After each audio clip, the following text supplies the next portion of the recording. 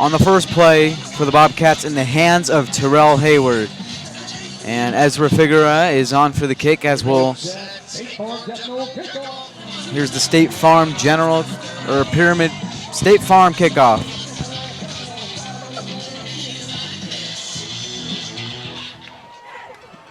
And it is a short one to about the 30, and it is number 3 for the Stampede who returns, and that would be Tyrell Craig. And here is the Stampede offense coming onto the field as we'll get a first look at the Stampede here in 2017.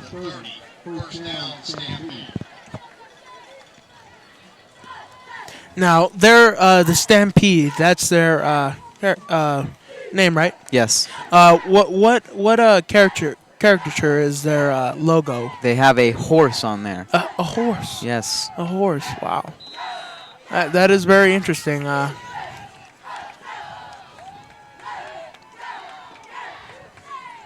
Stampede, and it's a handoff to number 4, who is tackled quickly by number 8, Nathan Ameko. It was Tyreek Ingram on the carry, who tackles number 4, Ingram, for a loss. And right there, that play just shows right there that they are prepared for their running.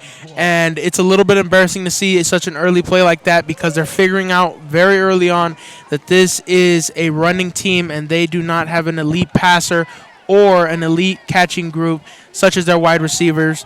And definitely a little bit worrisome for Fairfax.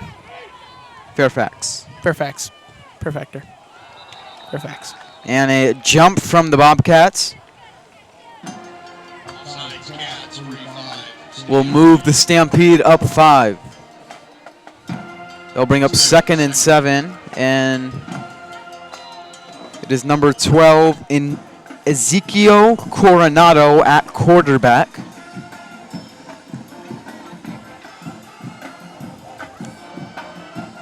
He's 17 for 37 on the year, 230 yards, 2 touchdowns, and 1 interception. All 3 quarterbacks on the team have got some pretty good playing time, maybe some quarterback struggles. And a handoff goes to, could see who that is, but Dante Bodie there on the tackle. And it is number 10, Jaden Guthrie, actually in at quarterback. So like I was talking about, lots of quarterbacks getting in a 3. Maybe seems like they have a rotation kind of. Quarterback struggles maybe? Yeah, I think they do have a little bit of some quarterback troubles, and I think that's going to affect the way that they can utilize their passing game and possibly have to go dependent on their running game. Well, Jaden Guthrie, the quarterback, is a sophomore compared to Coronado, who we thought was in as a senior. So Guthrie, the sophomore, in here with receivers lining up, and he's looking to throw. It is to the left side, and intended receiver, number 81, Carmaine White. Just over the head of White. Dylan Hoos with the coverage. And that will quickly, 3 and out for the Bobcats. That will quickly bring out the punt team for the Stampede. Good defense there from the Bobcats. One of the best secondaries, or the best secondary in Southern Arizona. And you know what? This is where teams fail, because not being able to keep up with the fast-paced offense that Cienega has, if it's not a firing back and forth, usually the team cannot recover. And what looked like a fake is into the hands of Terrell Hayward. They came off quickly off that edge rush there, the Bobcats, and great job by number 33, Antoine Craig, to reposition himself to get the ball away. Yeah, definitely a good move right there. That could have caused them a great field position for the Cats. And right there, that was just a smart, intelligent football IQ play to make right there by the kicker.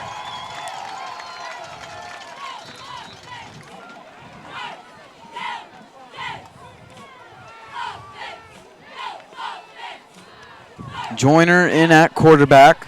Owens in the backfield will take it.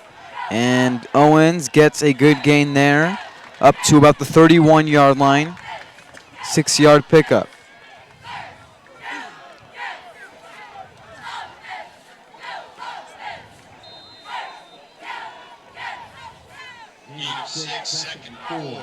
Bit of a smaller roster here for the Stampede.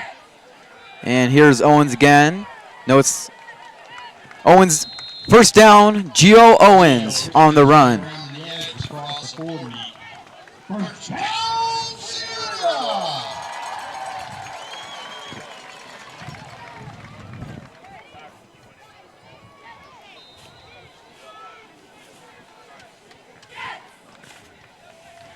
Joyner looking to throw. Goes right side, and it is complete to Hayward. And out of bounds at the 47-yard line is Hayward for a 9-yard pickup.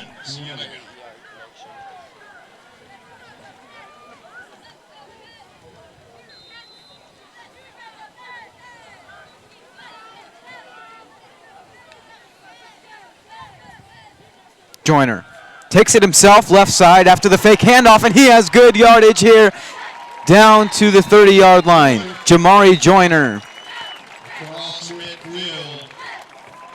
Let's get some stats on Joyner.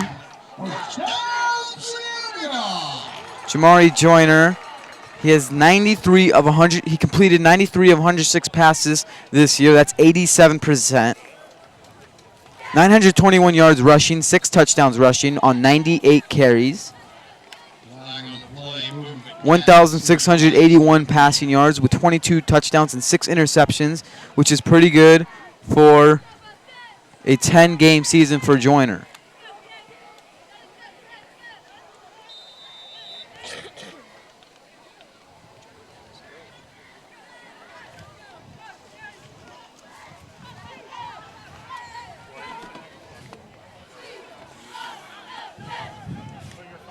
Second and 15 for the Cats as they're on their side of the field, and Owens is tackled behind the line.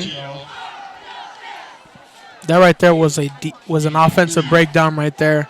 They saw the play coming, and just great job by the defensive line to break through and cause a defensive disruption to the offense right there, and causing them to be pushed back a couple of yards or two.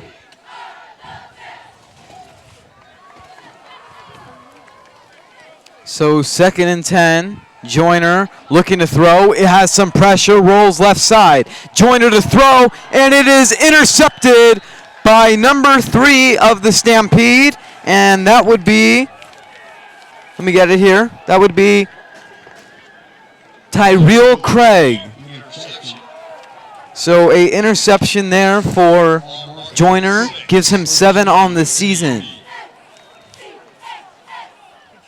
And that right there was just a good defensive play on both the line and on the cornerbacks, just because they were able to stop that play and using the line to force a defensive disruption to Jamari Joyner, causing him to have to throw it off of one leg, making it an unbalanced throw, and causing great outside protection by the cornerback to make that interception happen.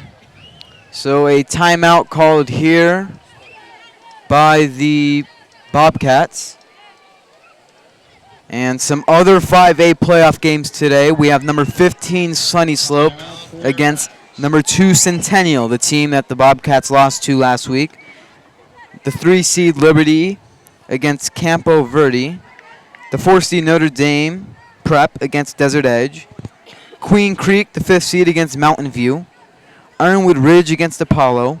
Williamsfield, the state champions last year, the 7th ranked against Chaparral. And the team that Cienega will play next week if they get a win here, Marana or Verado. And I'm a little bit interested to wonder how the outcome of Liberty and definitely probably Campo Verde? Yes. Definitely wondering how those games will turn, because those are definitely some competitive teams that we might be meeting later on if we can win this game. Bad field position here for the Stampede, but they'll take what they can get. And a short gain there. Now, Jacob, when you're close to getting a safety and you have about a 10-yard to 5-yard window of space, do you think it's better to run the ball or to throw the ball to get yourself out of that situation? Well, it matters what the team does, and this team runs the ball, and I think here they should run it. What about you? Usually I would have to go with a pass, but only if it's completely necessary, like in that situation. You want to get a good distance away and alleviate the possibility for safety. And a false start against the Stampede will back them up in even worse field position here.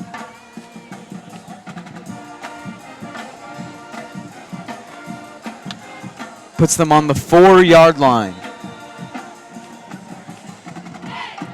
Against the Cienega defensive line that has done amazing this year. Out there right now, Zach Mattis, Isaac Beltran, and Dante Bodie. It is a quick pass to number 81, and there is Hayward on the tackle with a couple of others. But he stepped in that backfield a little bit, almost there.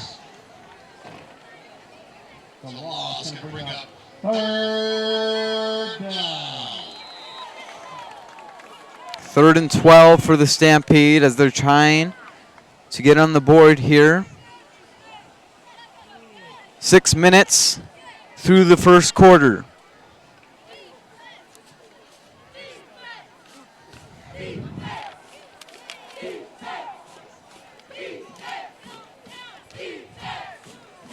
Guthrie with the handoff, and it is to number 1, Ashley, who gets nowhere. And the punt unit is coming on for the Stampede. That right there is very disappointing to see because they didn't even make it into the red zone, the end zone. That's something that is going to hurt them because right there you had a great defensive opportunity right there to pounce upon it and have a great offensive outcome. And right there, it being stopped by the Cats is very disappointing to see because in that type of situation, well, that's a gimme. 21. What happened there? I didn't see. The ball kind of fumbled a little bit, and he ended up losing it just a bit and ran a little bit past it, but had to dive down on the ball. Pretty dangerous play right there for Terrell. So good field position here on the second possession for the Bobcats. Wasn't really possession there on that first play. The kickoff return from Terrell Hayward, which put them up quickly 7-0. And the Bobcats are trying to do something offensively here with good field position at the 38-yard line. It is a handoff to Hayward, who gets into some space and down to the 26-yard line. And coming in, we were told that number 1 would be a big option as a runner for Fairfax, and he has not shown any particular aura of stardom to show that he is a big player in this game. So a little bit concerning to see that one of their key players that is noted pretty highly is not coming out that big. Anthodius Ashley is number 1 for them. 150 carries, 1,210 yards, 22 touchdowns, and 700-plus yard games. Joyner on the keeper and backtracks a little bit. Good run from Joyner.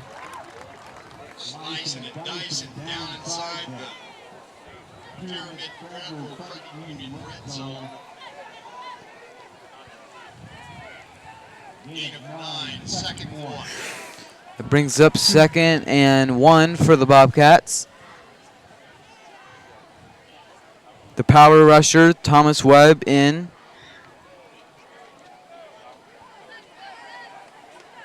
And it is the handoff to Hayward. Hayward, right side. Hayward gets inside the 10-yard line.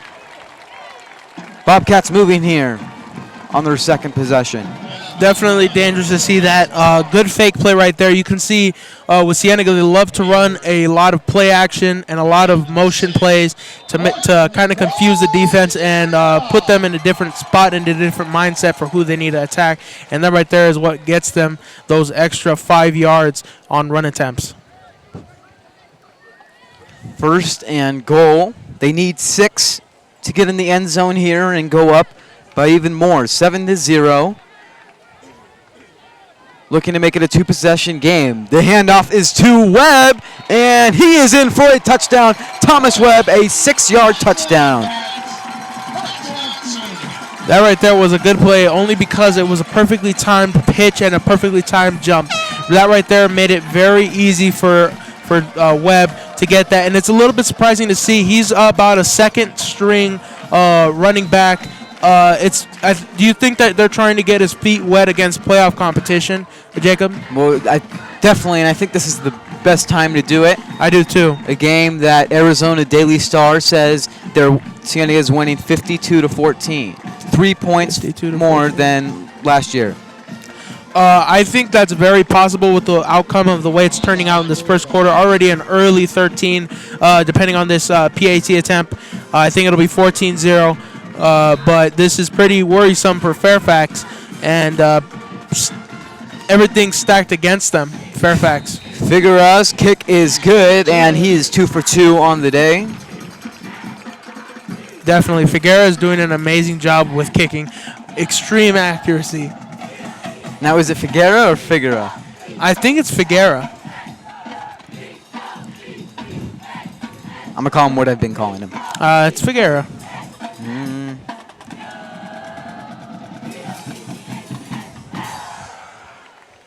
3:27 left in the first.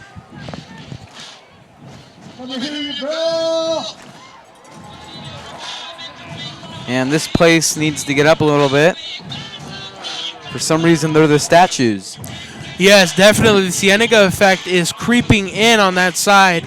I've never seen such a low amount of people have such a high kind of radiation effect to the Cienega effect. And a fumble here on a special teams play. And let's see. The Bobcats pick it up, and they have good field possession again. First down for the Bobcats as their offense comes on the field and making a statement here early against the Fairfax Stampede. Yep, that Cienega effect is already creeping in, and I think it's already in motion right there. Statues on the other side. Definitely worrisome to see. You're giving them great field position, and it's possible for the score to be 21-0, a 3-touchdown deficit, including 3 PATs, not even out of the first quarter. A 52-14 loss seems like it is already underway. Well, maybe. Let's see what the Fairfax defense does here against the Bobcats. Joyner to throw, and it is out of the hands of Hayward. Brings up 2nd and 10 from the 28-yard line.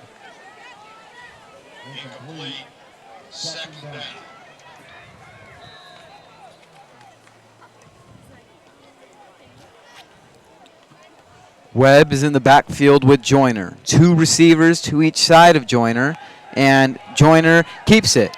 Runs right side. Great spin move and slicing and dicing down to the 23-yard line. Some extra there from the Stampede.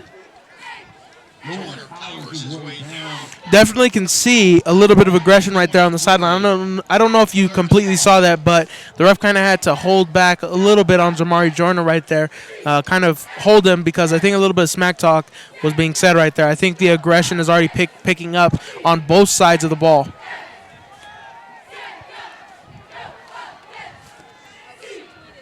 Joyner down the middle, and it is deflected by number 43, Adam Lopez, the inside linebacker.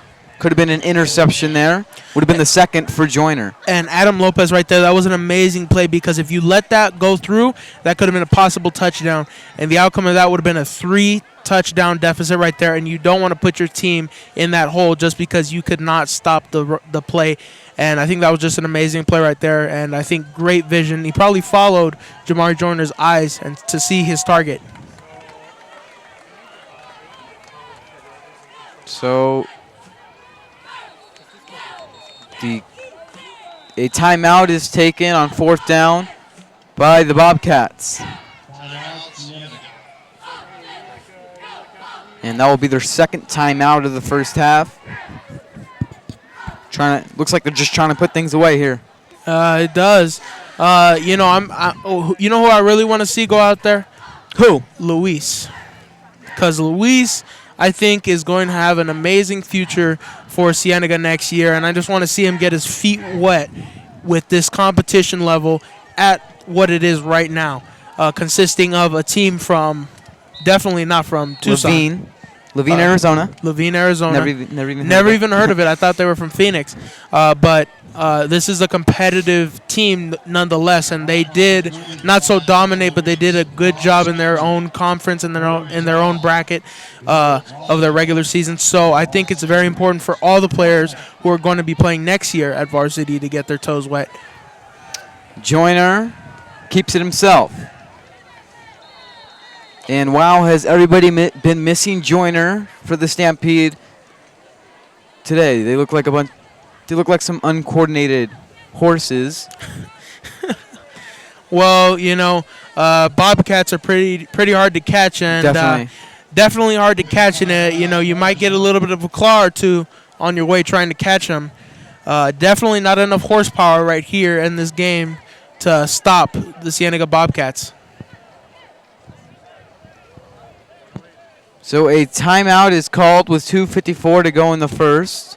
Oh no, it is a measurement for a first down on fourth down for the Bobcats. They needed 5. We'll see here if they got it on the Joyner run. And the sticks say no. So turnover on downs for the Bobcats as the Fairfax Stampede bring their offense out. They need to get some points here on the board. And I think for Fairfax, they have to utilize the run game in a proper way with having exceptional blocking. And the defense is not going to lie down. Definitely not going to let anything go through. And the problem with that is usually the best run plays come off of drive and pitches. But when you have corners that are ready for that and prepared, it makes it more difficult for the run play to happen and harder to make it happen and succeed. Guthrie on the throw. It is a screen pass to number 11, Douglas Timms.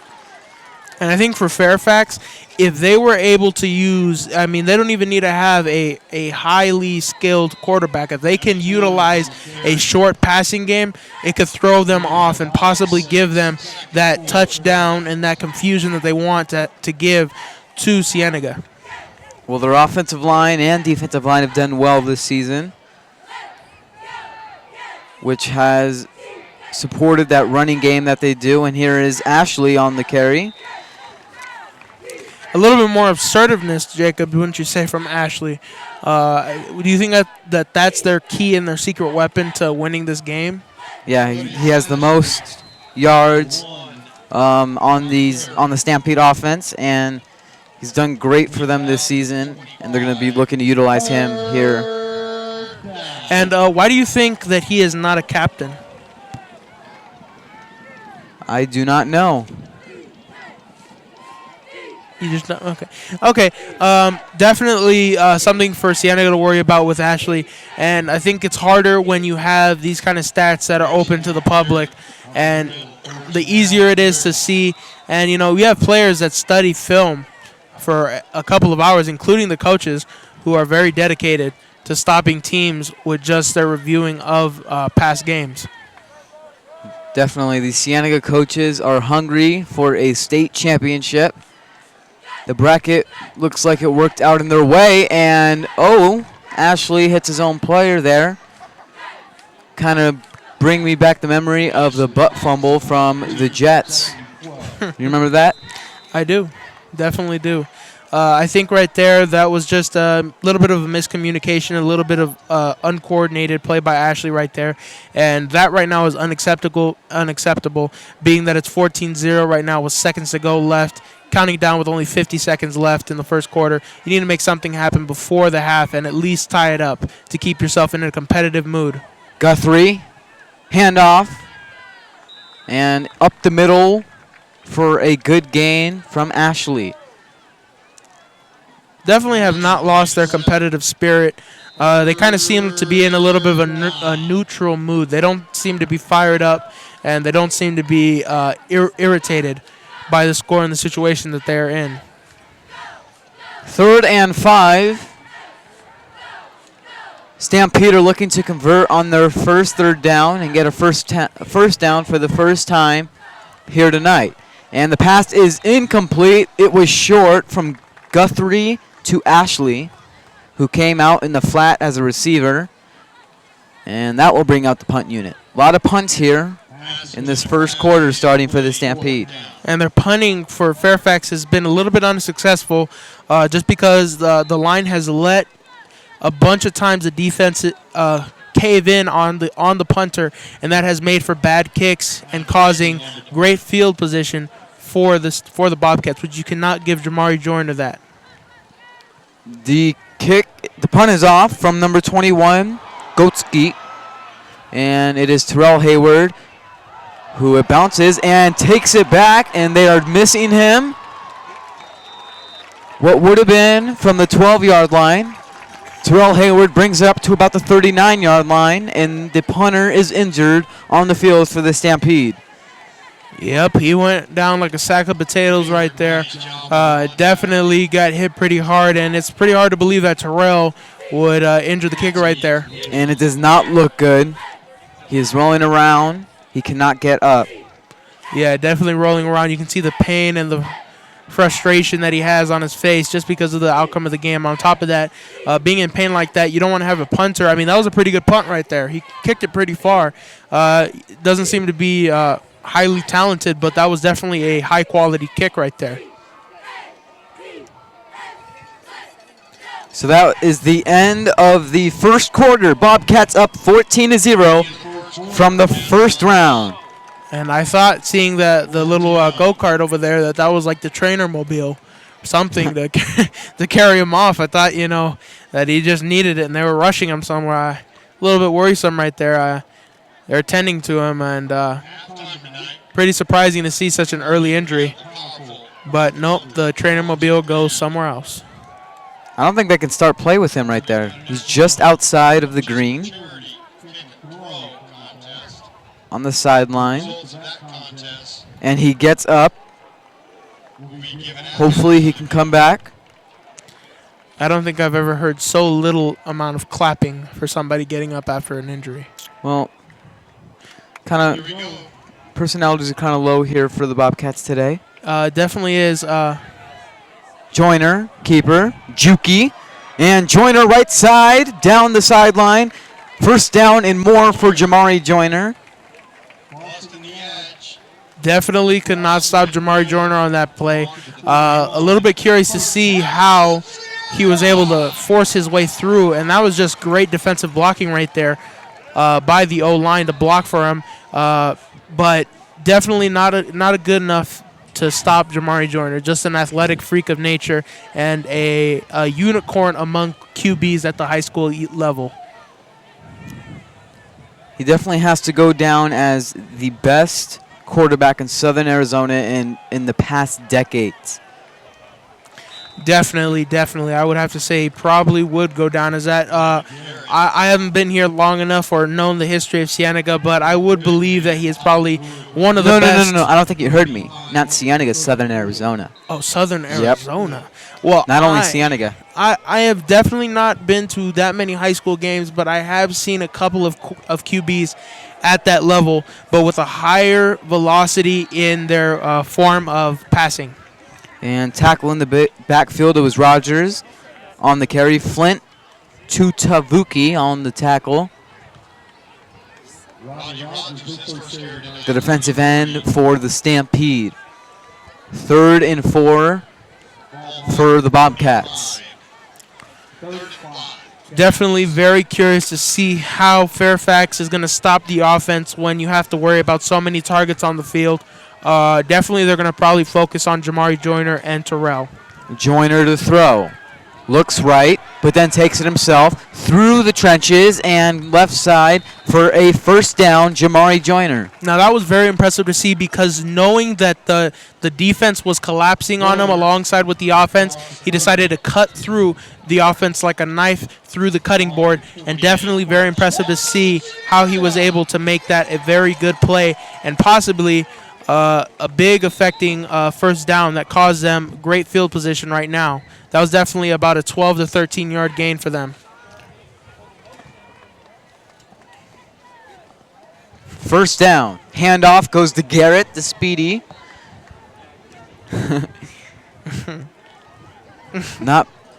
Doesn't have many physical abilities, not tall, but that has made him a great running back because it's given him a lot of speed, and he's also a great baseball player, I hear. I haven't heard much about him, but I do know that he is an incredible running back, and there is a lot of potential on this football team at all positions. Not a single one should ever go unnoted. Joyner the fake to Hayward, keeps it himself, and it is number 64, Enrique Mendez, who gets him behind the line, and that does not happen often. So when you see that, the defensive player had a good defensive play on that. Well, play. Enrique on that one said, no, not today. No. No, not today. Not today. Definitely a good defensive stop right there. And stopping Jamari Joyner, that's probably the first time I've ever seen anybody stop him that abruptly. He usually always gets at least about 4 or 5 yards before he gets stopped at his minimum. So that loss there will give the Bobcats, they need 12 here. And Joyner throws, and it is complete to Jerry White, who is on the sideline and just steps out of bounds. So a first down for the Bobcats inside the red zone, the Pyramid Federal Credit red zone. Definitely right there. I would have to say White is probably one of the more impressive players. Definitely more impressive to see him in the fourth quarter only because of his clutch catching ability. Definitely in the past few weeks. And that has propelled him to high levels of definitely succession as a high-quality player who you need to stop. Jerry White, he has 17 receptions on the season, 371 yards, and 5 touchdowns. And Jerry is also a very athletic player. Definitely somebody you always need to worry about. White is somebody I think that, if you don't stop him, he is going to take off on you. The head coaches for these two teams, we have Pat Nugent in his 3rd year. He's gone undefeated in his last 2 regular seasons, 4-6 in his first season. And we have Dylan Weinmiller for the Stampede, who is in his 4th season, 4-6 in 2014, 8-3 in 2015, 8-3 in 2016, both first-round losses, and 7-3 in 2017. Looking to make a playoff push. In 2016, they lost in the first round to the Bobcats. Here is Hayward, who spins, but is tackled by number 85, who has done well defensively here tonight, Flint Tutavuki. And correction, it was Ethan White, correct? Who's been making, or is it Jerry White? It's Jerry White. Jerry White, and it's funny to see how he is listed as a QB. Oh, yeah. Definitely is a full-time wide receiver. I have seen him back in my sophomore year when I was on the team, and he definitely has that throwing potential. Definitely an underrated QB, and I think just behind Mr. Morales? Definitely right behind Morales in skill level, and I think Terrell just took his spot with more potential and a bigger IQ. Well, White is good when they need to throw it up because he's a vertical threat, the tallest receiver for the Bobcats. And Joyner breaks one tackle down left side. Here's Joyner, who gets pushed out of bounds at the 5-yard line. And he broke a tackle that would have been a sack in the backfield and bring up 4th down, but no, he says no. He says no. He says, and gets a first down. Mama, there goes that man. Who's going to stop him? Who is going to stop him? Right there on that play, missing 2 tackles and a third potential tackle right there. That is so unfortunate to see because the defense right there had a defensive collapse. And I'm sorry. Definitely something to see right there. Joyner is definitely smart enough to know when he needs to run. Joyner, hand off to Webb for his second touchdown of the day. Thomas Webbs has the last 2 touchdowns for the Bobcats, and that puts them up 20-0. And the reason why is when they need him is on those power runs and those short run situations because he's probably the best running back that they have. I think that Terrell is definitely a little bit better at being a little bit more agile in the way that he runs, and a little bit more coordinated on longer distances. But I think that Thomas Webb has the best drive game out of all of them, only because he is a little bit heavier and it allows him to use his speed and his weight to push people out of the way. And that right there is a prime example of it. Kind of more of a fullback. Kind of more of a fullback right there, but definitely fast enough for running back position. Reminds me of Marshawn Lynch. Marshawn Lynch, definitely a power running back right there, and definitely had a great career. I think did he re-enter the NFL? He is with the Oakland Raiders now. That is terrible. I wish he would go with my team, the Cowboys. But we don't really need him because we have the best running back in the game. So the Cowboys want more troublemakers or what? You know what? I'll let that slide because your team doesn't have anybody good, and you're probably 0-17 by the end of the season.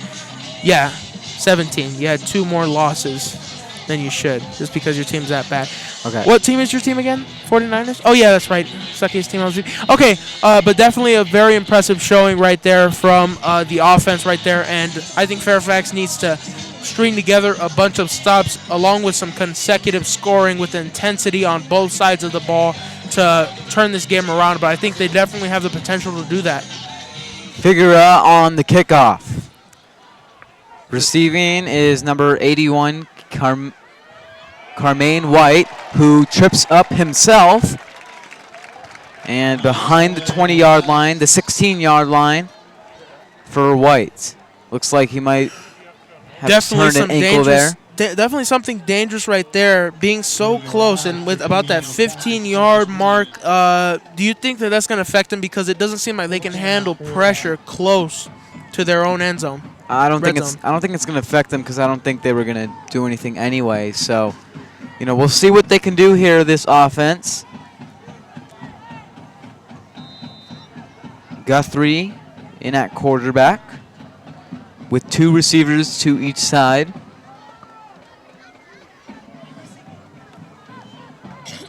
And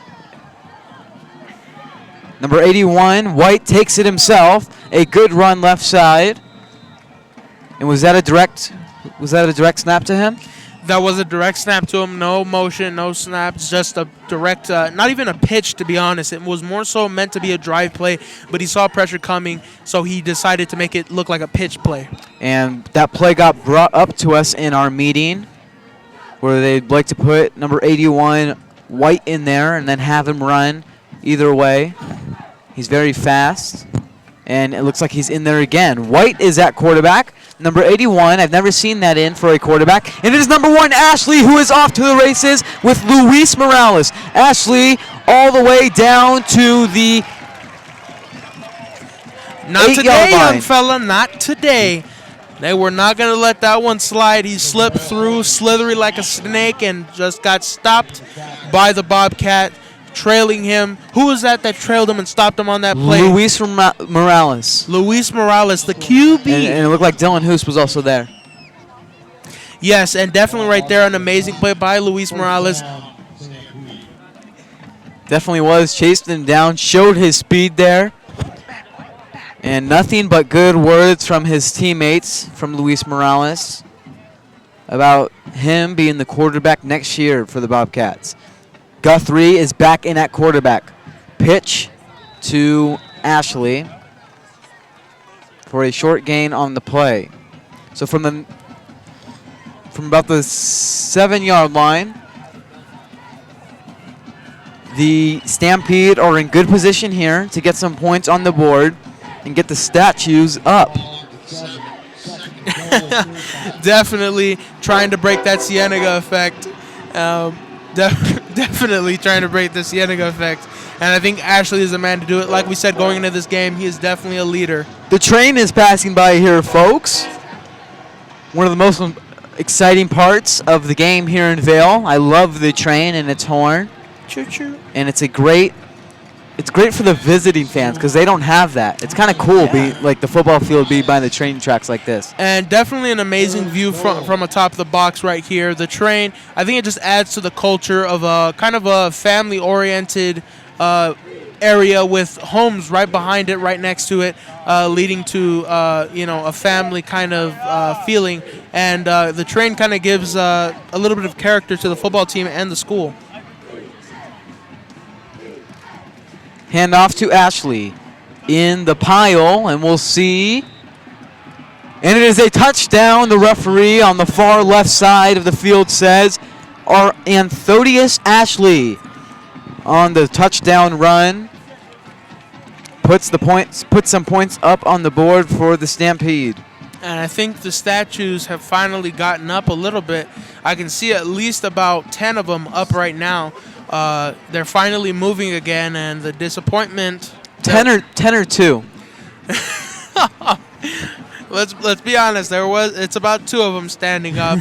I think that some of them are still frozen in disbelief about the amazing play by the Cienega Bobcats right here. Timeout taken by the Fairfax Stampede. And, full name Betty H. Fairfax. Yes. Go ahead, McVeigh. I just want to mention that I did have a talk with Mr. Avey, and he informed me that I was right. A touchdown is 6 points, Jacob. You were wrong. Except for the 100% Ezra Figueroa, who has missed one PAT on the season. You said about 2 games ago, you said that a touchdown is 7. It was definitely last game. Definitely last game. And me and Mr. Avey had this discussion, and he said I was right. It is 6 points. Okay, but I was talking about the 100% Ezra Figueroa, who has missed one PAT. PJ? You telling me that PJ is a sure thing? That's what I thought. PJ wasn't in on that kick, and PJ Coco is a great backup kicker. But PJ did miss, and we only got 6 points on that drive. Therefore, you only get 6 points for a touchdown. You know what? I'm right, you're wrong. You know what? Yes, what? Let's get back to the game. Let's get back to the game, exactly. 2-point conversion is what the Stampede are going for, which tells me they don't have a kicker. Let's see here. Stop short. Great defense from the Bobcats as they're stopped short. And 6 points there. Are you sure it's not 7, Jacob? It is 6 points. That is what I thought. Thank you very much, Mr. Avey. They don't have an Ezra Figueroa or PJ Coco. Definitely right there. A very impressive drive by Fairfax to give themselves a little bit of energy right there. But I would have taken the PAT attempt, and now with 6 points on the board, not 7, which would have been the better choice to take, even with a possibly not even that great of a PAT kicker. So 5:47 to go in the second. 21-6 is the score. And it is number 22, Abel Montes, to kick it off for the Bobcats, who have Huggins and Hayward in the backfield to return.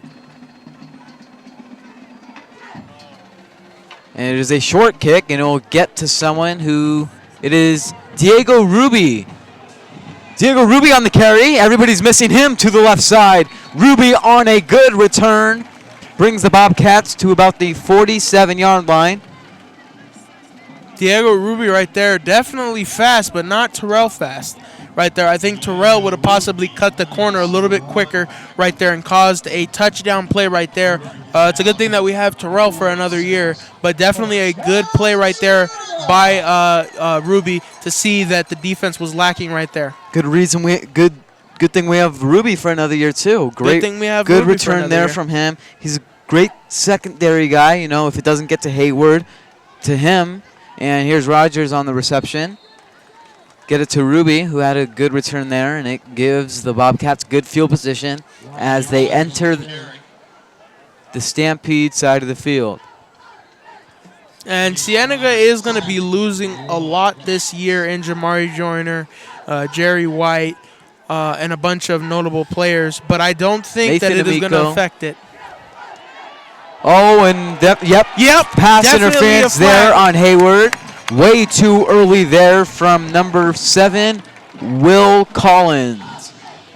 Definitely right there. He put his hand in the passer's pocket and right there caused that flag right there. And you just disrupted and gave Cienega that play right there. Honestly, the best thing for him to do in that situation was possibly maybe, I don't know, jump and catch the ball, possibly, instead of trying to push him. Definitely a wrong move right there for Fairfax, who cannot afford that type of penalty to be put on them. Definitely not down 15 here in the first half. Joyner, Rogers in motion. It goes to Rogers, who goes right side. Rogers fumbles the ball, and it is recovered by the Stampede. Rogers on the fumble, gets it knocked loose. And the Stampede with a little bit of momentum, and there's a flag, but it won't affect the Stampede because it is against the Bobcats.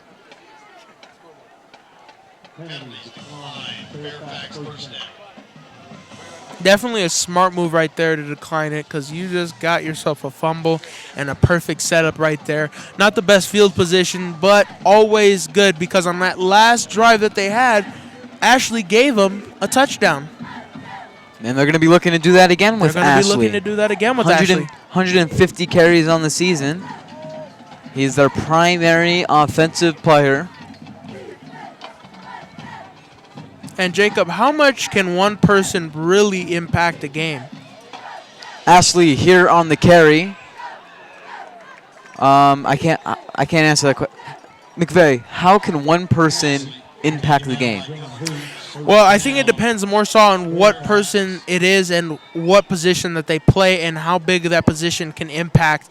I always believe that the line on both sides is probably the most important because on the defensive line's end, they're the ones that stop those plays and possibly push them back. And then on offense, they protect the quarterback. 1st and 10. Ashley in motion. Number 81 will keep it himself. White. Not today, young fella. Not today. Zach Mattis on the tackle. Now, if Zach Mattis was rushing at you with a head full of steam, would you just drop to the ground, Jacob? I feel like you just dropped to the ground. Surrender. I would surrender. You would surrender. I could imagine you doing that. What about you? Me, I probably wouldn't surrender, but I would know that I'm not fast enough to outrun him, so I'd be prepared for the beating. Zach Mattis, big guy, 220 pounds, 6'1", is a junior. Someone that will make a big impact this year and next year on the Bobcats team.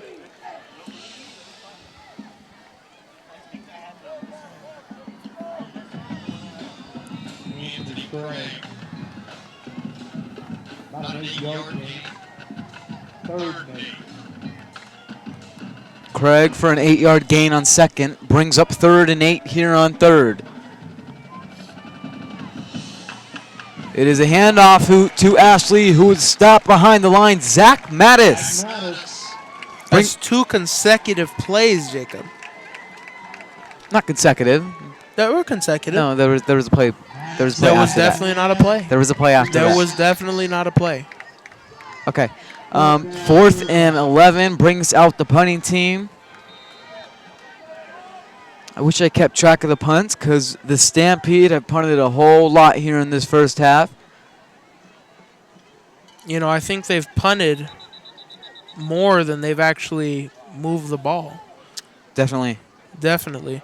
A little bit concerning to see this because they came off of their last drive having a touchdown. You think that momentum and that kind of fuel would have fueled them to another one. And I think that they know that Ashley is the main target that they need to cover now. So I think it's more so a little bit of a lax in offensive coverage in blocking for Ashley. Legal substitution from the Bobcats will move the Fairfax Stampede farther. And the punt is up. And 21, the punter for the Stampede is back in there. Good thing he is not too injured. And it is Terrell Hayward who gets the fair catch. And the offense will come back out. Try and extend their lead. Yeah, right there. I would think that being Terrell, how to have that kind of poise to not be phased by people running at you at full speed and being able to hit that hard, fumbling the ball in that situation will give him great field position. How do you think that affects Terrell mentality-wise, being able to prepare for that kind of assault? Well, I think Terrell Hayward is one of the best athletes I've ever seen. And great athletes know how to, set their mind. So I think Hayward would come back good from a fumble. And Joyner hops over somebody. Good run there from Joyner. Definitely right there, an impressive run right there from Joyner. I think they need to stop him on those run plays where he's just pitching it to himself practically by basically utilizing his athleticism is dangerous because usually you have to be set in motion for a running back to get the ball to cause a run play, and him being the QB means that he could just take off. Joyner, after finding nobody, will run it himself. And a late hit there will give the Stampede a flag. Do you think that the Fairfax can afford to give penalties like that to Cienega? Down 15 here in the first half, definitely not. Because that brings up a first down now. And their defense needs to get some 3 and outs and get the ball back, run it with Ashley, get some touchdowns. Try and not lose in the first round again against Cienega. Play either Marana or Verado next week. And how do you think the juniors and possibly other players that were a part of the team last year who suffered a fatal loss, how do you think they feel this year? Well, their mentality is always to Joyner on the run, everybody missing him. Well, their mentality is not to get get revenge, but to redeem themselves, redemption. I think the redemption mentality is good because it motivates them and possibly, the up and coming class of sophomores and possibly freshmen who are a part of that program. And the Fairfax cameramen up here on the press box playing with cards as they are already done with the game.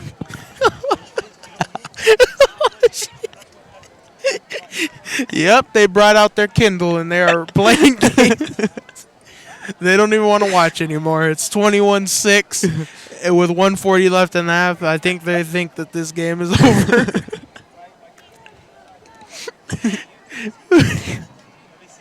The tablets and the pack of cards is out to get them through the rest of the game and back to Levine, Arizona. I think the buses are already starting. I don't even think they wanted this win. I think they just came here just to be good sports.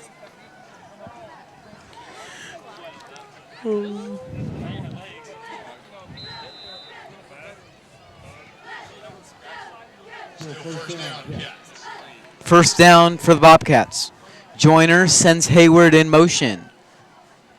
Joyner, left side, rolling, looking to throw. Throws downfield, and it is Terrell Hayward just over the head of Hayward. And Speedy Hayward there is unable to take it in. And do you think that it demoralized him because the defensive end had given him about a solid, I would say, 5 yards of space to make that catch? And that right there just shows his athleticism and his speed and his agility to get away from a defender right there. Do you think that they're going to have to put 2 or possibly even 3 people on him? I think the route he was running there is hard to throw to, so definitely we saw some space there. That Hayward, yeah, they're going to need a double coverage on Hayward because he is speedy.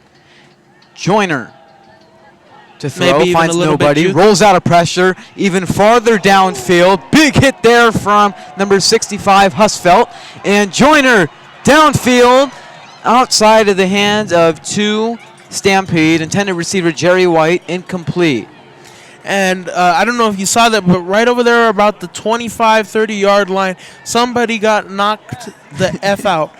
He got hit so hard, he looked like he just had like an invisible pillow and blanket on him. He was out. Andrew Husfeld there, the freshman, on the hit, which gave the Cienega fans a little ooh here. A little ooh? Yeah. Ooh. Halloween.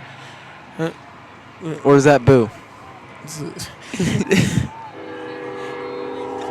Definitely impressive hit right there, and that's good to see from the freshman. 2 trains here coming by. You saw one earlier in the first half, and now 1 minute to go in the first half. Here's another train. That doesn't happen often. It does not happen often, but I think it just means that the first train was a warning to the Fairfax to leave, and the second train came back to let them know the game's over. Choo-choo. Choo-choo. Move over. Oh, yeah.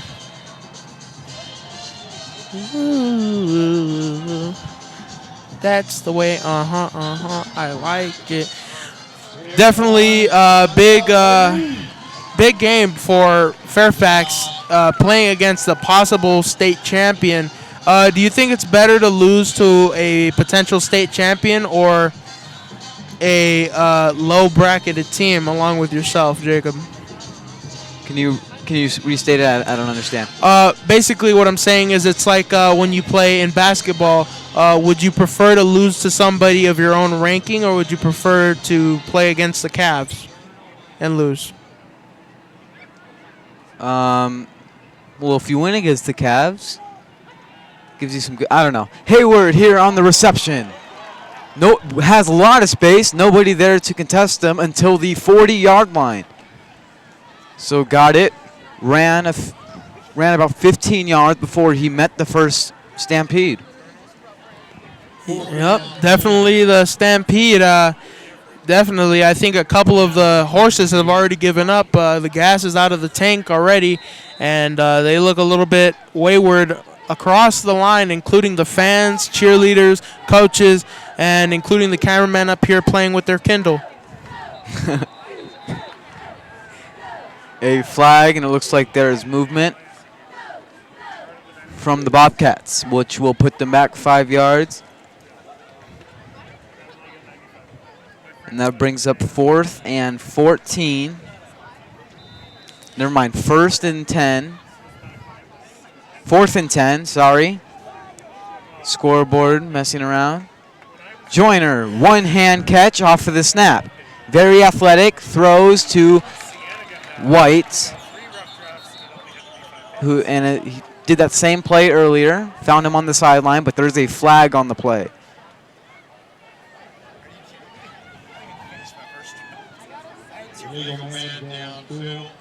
Illegal man downfield for the Cats, and they'll bring their punting unit on 4th down.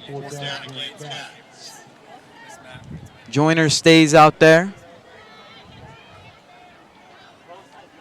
And it's pretty incredible to see that Jamari Joyner can play at a punting position and including a QB and a running back. And I haven't really seen his defensive skills as much as I would like to, but I would like to think that he could still bring those same capabilities to a higher level. Yeah, I remember seeing Joyner in one defensive play this season. It was against Ironwood Ridge, where they were going for it. They had one last chance to score a touchdown, and they were about at the 50-yard line. And they had Joyner downfield that three-man type of formation because of his vertical and his athletic ability. And the kick goes out of bounds. We'll see where the line judge puts it here. And he stops at the 10-yard line.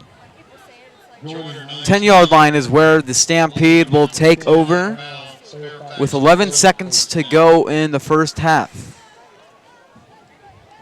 Definitely right there, a good kick for Jamari Joyner under pressure. Did you see that type of pressure that he was facing right there? I did see that. Still got it away good, 10-yard line. Here with 11 seconds, are you trying to go for something or don't risk it? I would go for it. 11 seconds is a little bit of time, and, unless you throw an interception and can't block them, I wouldn't go for it. But in this case, you have nothing to lose. Just go for it. It'd be better for you to go out in the half with a touchdown more so than not even a full 7-point touchdown, as you like to call it. You only have 6 points, which apparently is not a real touchdown. So, I would like to think that they should go for it. Give it to Ashley. Let them run that same exact play that they ran before. It might be a little bit too familiar for them, but giving him that opportunity with a successful play against the Cats is probably the best thing they could do in the situation.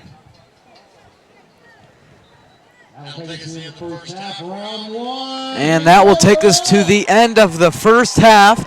21-6, round one of 5A Arizona playoffs. And the Cats are up 15, coming in as the number 1 seed. Up 15 against the number 16 seed. So halftime, we'll take a bit of a break. Thanks for tuning in. Stay tuned as we will bring you the second half. First half, let me get my notes. First half, we had the kickoff return from Terrell Hayward, 7-0. Thomas Webb, the 6-yard rushing touchdown, 14-0. Thomas Webb, another rushing touchdown, which made it 21-0. And then the rushing touchdown from Ashley, which put the Stampede on the board and gave them 6 points off of the missed 2-point conversion. We'll take a break here. I'm Jacob Greenberg alongside McVeigh Butler III.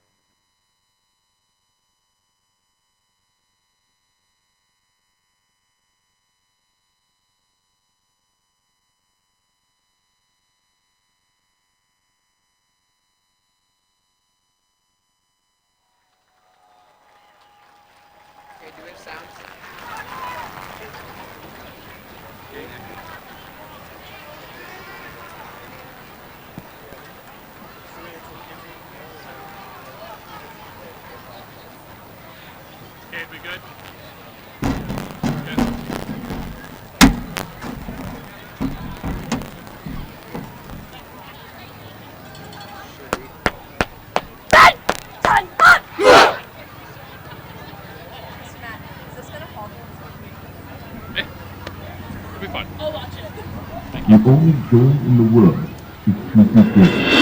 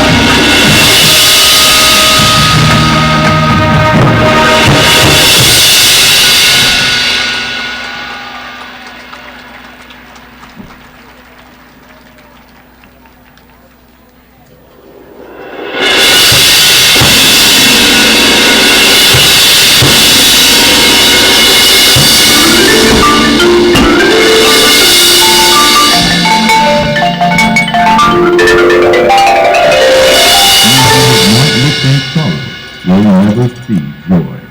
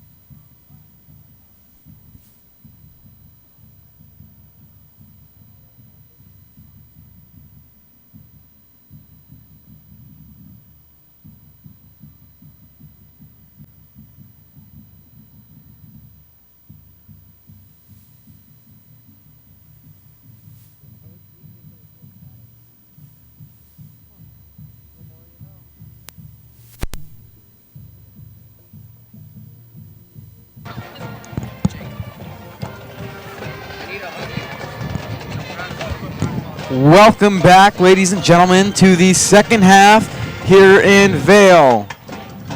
Second half getting underway in about 2 minutes, 21-6. I think that the Betty H. Fairfax has done a good job in actually containing this Bobcat offense. They haven't really done much. Just the 2 runs from Webb and then the return from kickoff from Hayward. I think they've done a good job. Some 3-and-outs. How do you feel about the Fairfax defense? I think that the Fairfax defense is doing a good job containing Jamari Joyner. We've seen a couple of good stops by Fairfax. Definitely very impressive to see that, but I think that they need to improve on their offensive transaction, I would kind of use to kind of summarize how I think they would have to contain Jamari Joyner and Terrell Hayward. Fairfax definitely needs something going differently on offense. To get, I think they're still in this game, 15 points. And then the boys golf team, Division I, Section 1 champions. And 30's Ashley had the touchdown for the Stampede in the second quarter, which gave them 6 points off of the missed 2-point conversion. Boys golf team will be losing their seniors this year. Matt Devers, Dylan Matson, Zach Freeland, and Louis Rasco.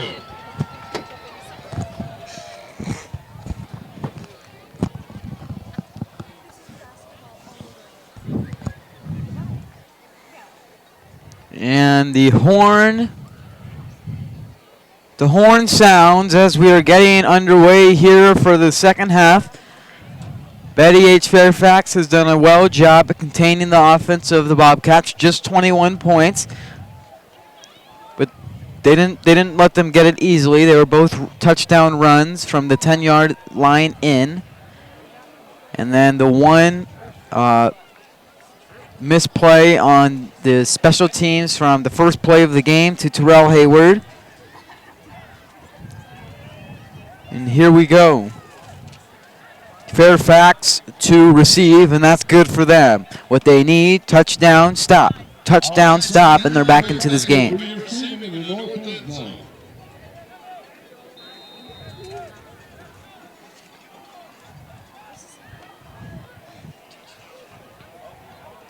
Ezra Figueroa with a good kick there, and I haven't seen that before. Gives no one a chance as it enters the back of the end zone. Touchback. Definitely an impressive kick there by Figueroa. Definitely doing an amazing job of facilitating his kicking, and I think he's improved every single game, and he's trying to make something happen. Definitely an improvement there on that kick. No one a chance. Fairfax starts from the 20-yard line.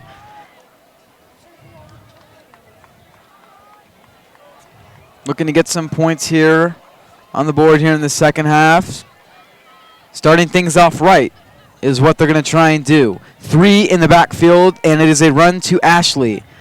2 became blockers, and it is a combination of Rivas and Bodie on the stop. And actually the handoff was to Tyreek Ingram, the running back, who also is a middle linebacker on defense.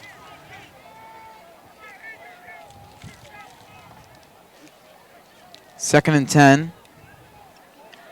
No gain there on that first play of the second half to a run to Ingram. Receiver in motion.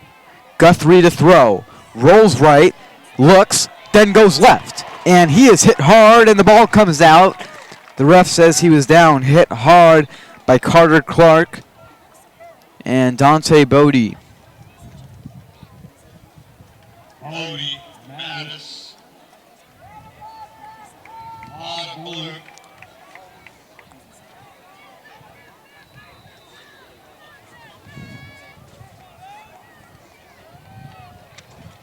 Third and 15 for the Stampede. This is not what they were hoping for. A long third down. This is not what they were hoping for coming into the half. Guthrie, a handoff to Ashley.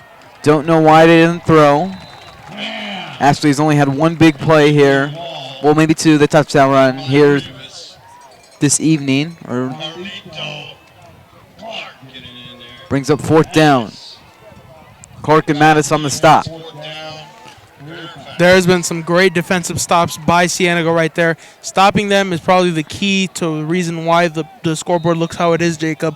21-6. I think it's just evident to see how well the defensive line is being coached and told how to stop them. And I think if they can get past it, Fairfax has a clean chance to recover. A high punt there from Goatski. And Jamari Joyner catches it, who is the receiver, out of bounds on the sideline. Caught that one-handed. Got it one-handed.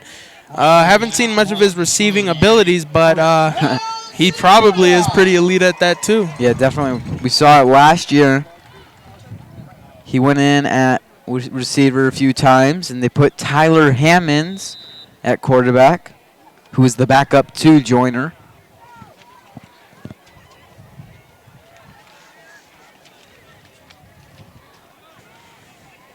And after a great catch from Joyner, here's he on offense. Great field position from their own 38-yard line. Owens on the play. Joyner arguing for something. And as you can see right there, number 7 on Fairfax, Will Collins, showing a little bit of aggression right there, clapping pretty aggressively, Jacob.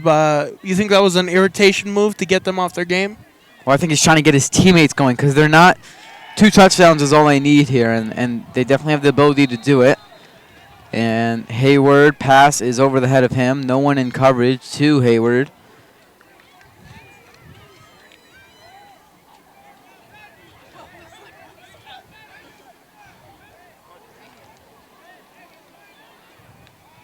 Second and 10.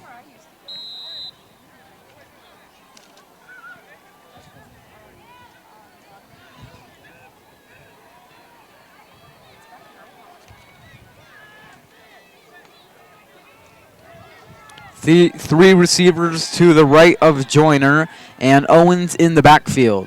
And Joyner does look to his right, and it is a screen pass to Hayward, who has a hole. And tackled at the 25-yard line. Hayward on the reception. Takes it about 12 yards. And great anticipation by Hayward right there to time the tackle so smoothly and so perfectly to make sure that he was able to dodge it at the perfect time.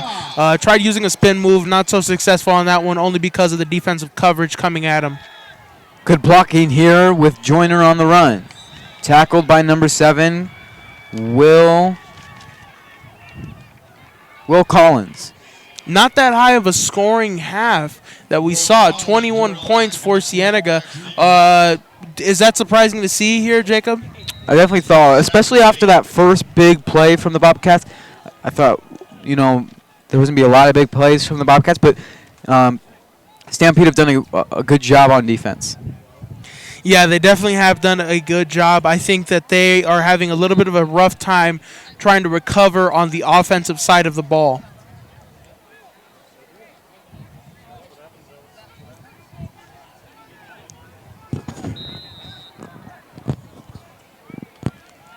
Third and 3 from the 17-yard line. They are in field goal range. Figure range. Joyner, fake handoff, and the throw is complete to the tight end, Harshman, who fumbles on the play. And let's see who recovers here, and it is the Stampede. This is the big play they needed, and the Stampede are happy over there on the sideline, happy on the field. Coaches are happy. We see some standing now, and the Stampede are looking to get something going here. Definitely, that was a great defensive play right there, and that possibly could be the turning point in this game to possibly give themselves an opportunity to recover. And they're kind of going to retreat here and try and come up with a plan to sort of figure out a way to score, utilizing Ashley and some short passing. I would think would be the best way to go for them. Possibly some amazing blocking. You could see Jamari Joyner a little bit frustrated with that play, but stuff happens like that, and that was just a freak accident sort of because it looked like he was down, but the refs called it different. Timeout taken by the Stampede, or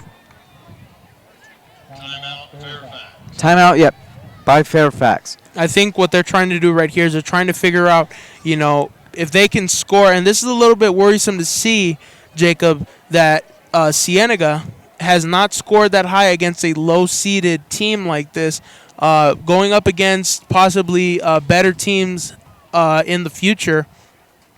Do you think it's possible that if Fairfax can get closer to Cienega, that it will be a little bit harder for them, confidence-wise, in the upcoming weeks?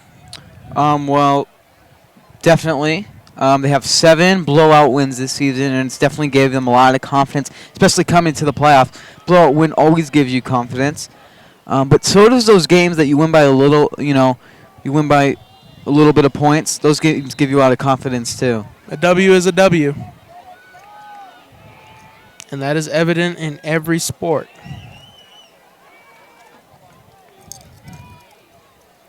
Handoff goes to Ashley, who goes left side. Tackled by Webb. Webb, great running back.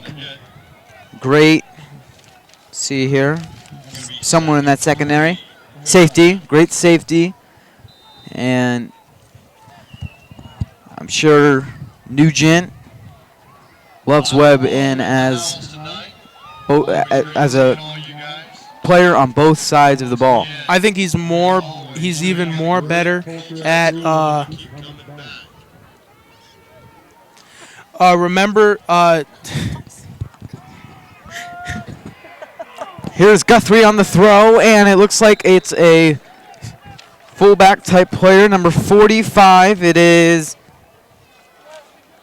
Jonathan Leon, the tight end. Big dude, 6 feet, 208 pounds, a sophomore. Definitely good. They're having some good gains right here in this drive. They're definitely pushing the ball, and that's pretty good to see. Shout out to Mr. Miller, who is taking a sort of a vacation anniversary. I hope him and his wife enjoy their 10th anniversary. Guthrie is sacked by Zach Mattis, who is body slammed by Zach Mattis. And he just picked him up and threw him. Did you see that? I did. He picked him like a flower. But definitely I saw what the Fairfax was trying to do right there, and it was definitely a smart play, but not that good of an offensive execution right there. I think that if they improve their offensive execution, it is possible for them to recover and possibly get 2 or maybe even 3 more touchdowns to put them ahead. But definitely some life here from Fairfax with a short deficit. 2nd and 11, 2 receivers to each side of the sophomore Guthrie. Guthrie's got reps before, and Ashley is taken down for a loss. Nathan Amico, and there is a flag on the play.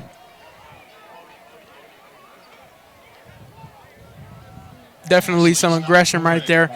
Like I've always said, you never know what a player is saying on the field to another player. And aggression always picks up, and especially when you're striking other players through tackles and everything else, pushing, it's very evident that you will always see that from players. So a big foul, personal foul, will move the Stampede up 15. Cheers over there from the visitor side. Definitely not that many fans, but definitely a positive reaction to see that they are actually responding and giving a cheer. Jacob? Yeah, I could hear it from over here. It's not that bad of a show up from, I don't know how far Levine is, but I think it's pretty far, actually. I'm not too positive. thought you never heard of it. I never heard of it, but I definitely would think that it's far. Definitely Because we never heard of it. Because we never Yeah. heard of it.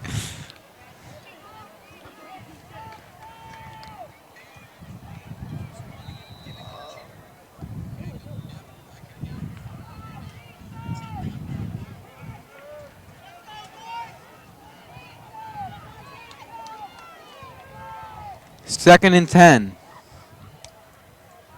Guthrie looks to throw. It's a screen pass to number 45. Good tackle from Rivas and Hayward. Rivas tacked up 15 tackles in a game against Buena, which the Bobcats won 33-10 3 weeks ago.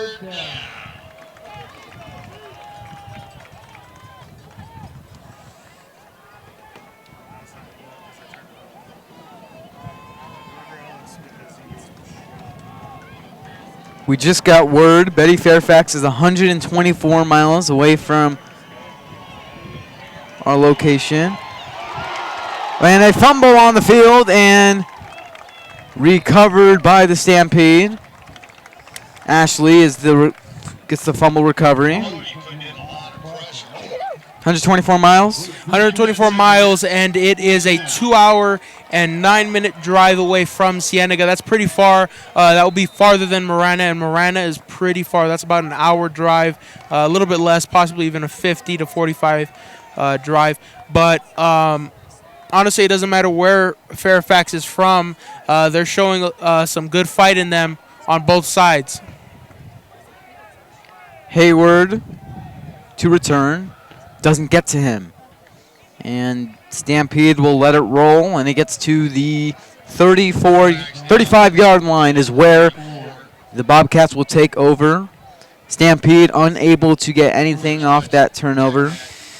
The fumble recovery.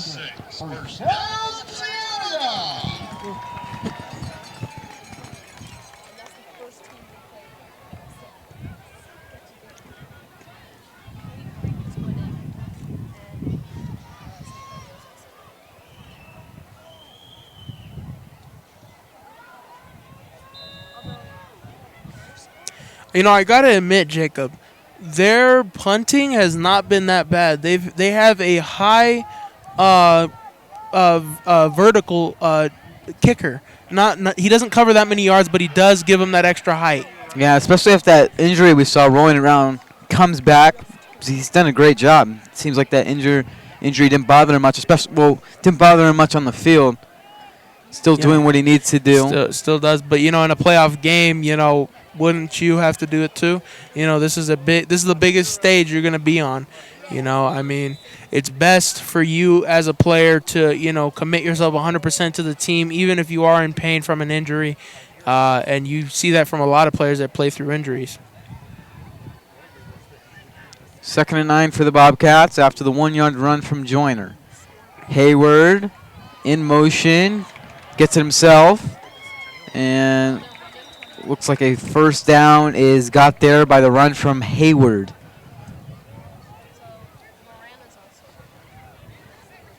Hayward real close. It was to be a first down from this angle. It is first down. First down. Cienega. Sticks are moving.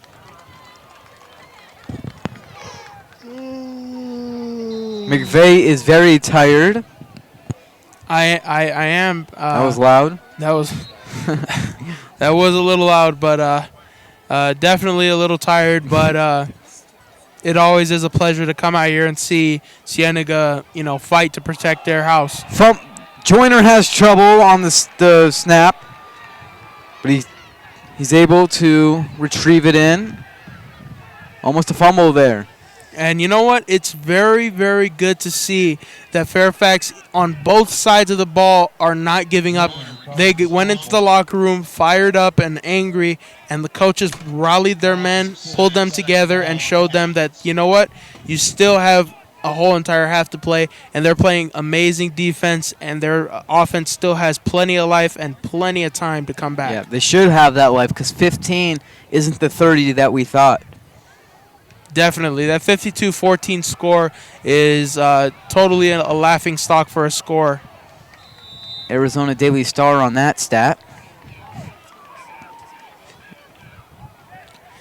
Yes, and I think it was more so such a bold prediction to outrule a low seeded playoff team, and it doesn't honestly matter because when you're in the playoff, every team has the same amount of a will and the same amount of fire to get to a championship. And I think that every team should be held to the same standard of, competitive fire, which they all do. 3rd and 17 for the Bobcats. This is what we've talked about. Fairfax doing a pretty well job on defense. Here's Joyner on the screen pass. And gets some, but definitely not enough for 17. Looks about 3.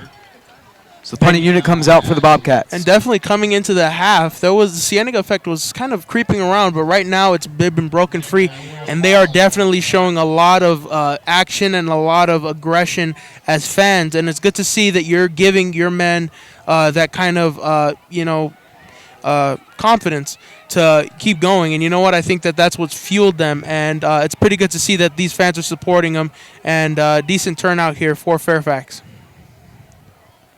Joyner feels pressure on the punt, so he will take it and will not get the first down. Pressure as Joyner was going to punt. That was definitely not a planned fake. And they've got a lot. They've done that before. We've seen Fairfax. They've got pressure on him. Joyner moved away, got the punt off. This time he cannot get the punt off. What do you think's happening there on that line that's getting Fairfax through? What I think what's happening is on their corners, they're not covering him well enough, and when they break through, remember, as a kicker, you need to time it perfectly, and you need to set yourself up in a comfortable position because you catch it, and you have to set yourself up, and I don't think that they're giving him enough time to do that, and they're disrupting it and causing him to have to reset. And here is White, the receiver / quarterback. Wow, that was a little bit jukey, wouldn't you say so, Jacob? Jukey, yeah. That's why he's in. That's why they do that play. Number 81, Carmaine White. Definitely a jukey play right there. Pretty impressive to see that. Reminded me of Terrell with the same spin right there. And I think that they're developing as a team through the playoffs right now. I don't know their experience as a team together, but definitely learning from the experience, as you can see right there, taking away from Terrell. But definitely some great competition that they are bringing back. And this is probably the lowest I've seen them score. And that brings us to the end of the third quarter. 21 is all the Bobcats have, and 6 is what Betty H. Fairfax Stampede have. And they're going to try and make a run here in the fourth quarter. And if you're Cienega coming into this game being so hyped up, Jacob, how do you think it affects their confidence as players and including the coaches coming into possibly the next playoff game depending on this win? Well, I think that maybe it's kind of hurting them here in this game because, all week they've been hearing they have no thrower. They don't have a defense. So, it seems like we haven't seen, many big plays from them. What do you think? I think that it definitely would hurt their confidence. I think the frustration is coming more so from the coaches. I can see the frustration. And I think as players being prepared, because you might face Liberty in the next upcoming games or possibly another competitive high school that we've heard. Williamsfield, Centennial. Oh, tip pass. Tipped by number 15. Late hit from Thomas Webb. Many didn't think so. A lot of boos here from the Cienega side. I think right there he just fumbled it and he thought he caught it, and I think that's a bad flag right there. Me too. Irregardless of the fact that he hit him, I think it was just a fumble of the ball, and he didn't quite get to see that. So bad flag right there by the refs. Deontay Turner was the intended receiver. Webb, the great athlete that he is, went up to Turner and maybe apologized there. And the Cienega fans are not happy with that call. I think that was a bad call by the refs, but, definitely a high respect level I have for Thomas Webb right there, shaking his hand. That just shows that it is evident that, Cienega respects their players, and, Thomas is actually a really nice guy. So I think that right there was just an accident, and, he didn't want no harsh feelings. Great athlete, running back on offense. Safety on defense. 16-yard penalty. But the Bobcats, they can live with it. 11:55 in the fourth. To go in the fourth. Guthrie, handoff to Ashley. And he hasn't had a huge day. Nathan Amico on the stop. He had that one big run all the way inside the 10-yard line. Then he had the touchdown run, which gives the Stampede their only points tonight, 6. But they're threatening here at the 34-yard line. And I have never seen a team come back and keep a team to a consistent score. Oh, Guthrie is mauled there by Nathan Amico and Juan Patron. Definitely right there a bad situation for Fairfax right there. You're being pushed back. And I think right there they kind of blindsided him because he had his vision in to his right of the ball, and I think that it was a little bit inconsistent with his view to the left. Or maybe he didn't expect it to come that fast because they got straight through the line right off the snap. Great job by Nathan Amico and Juan Patron to get to Guthrie, which brings up 3rd and long. They need 16 here on 3rd, and they run it to Ashley, which they've done a lot on 3rd and longs, but it hasn't worked. So 4th down, likely we'll be going for it here. 4th down, Fairfax.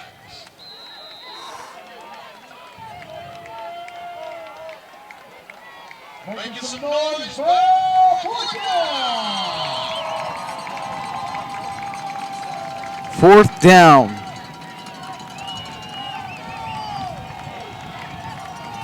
Guthrie has his receivers set. 1 in the backfield. Guthrie looks to throw. Rolls right. Points his receiver downfield. Throws. And incomplete. Not a great pass there, nor did he have a receiver. Terrell Huggins in coverage. 1st down. Turnover on downs for the Stampede. And here the Bobcats go to try and put this one away. And Jacob, would you say that they needed and they had to score on that one to keep themselves in this game? From what we've seen from them, yes. But, as a football team, no. They still have plenty of time. 9:52 to go. Get a stop here. And then they did well on that last drive. They really did. I would have to say that they have tried to utilize their throwing game a little bit better. Joyner sacked.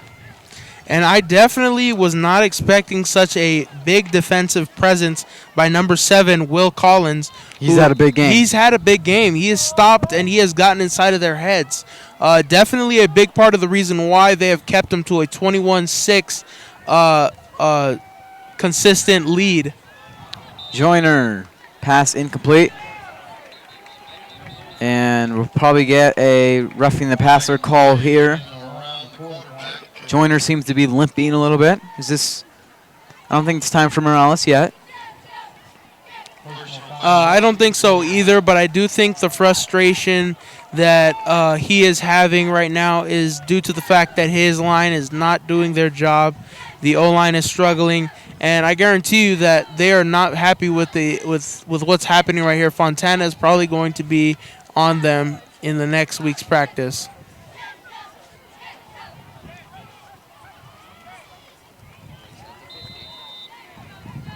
So they move 15 yards on the roughing the passer call, and they're at the straight 50.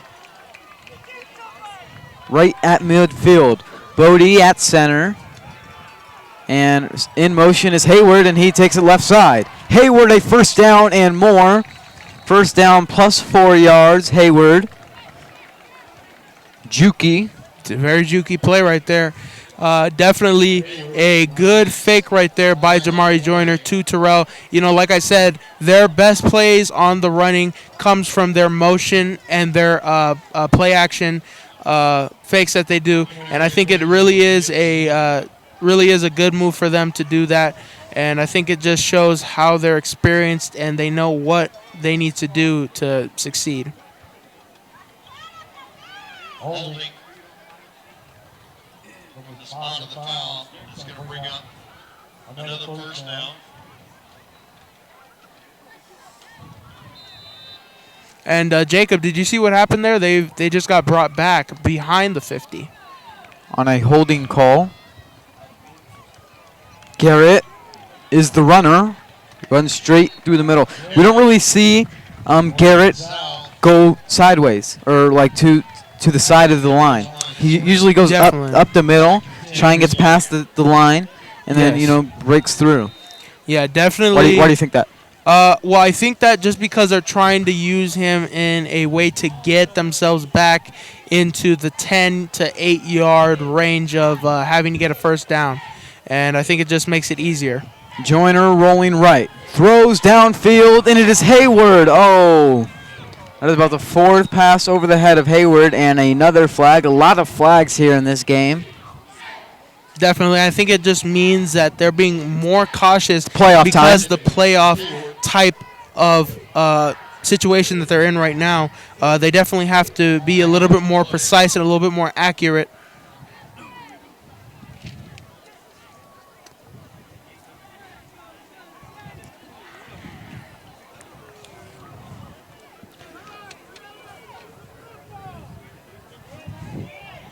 Legal win downfield. Scores. 35 for Fairfax. What? Second 15. Morana and Verado took the score.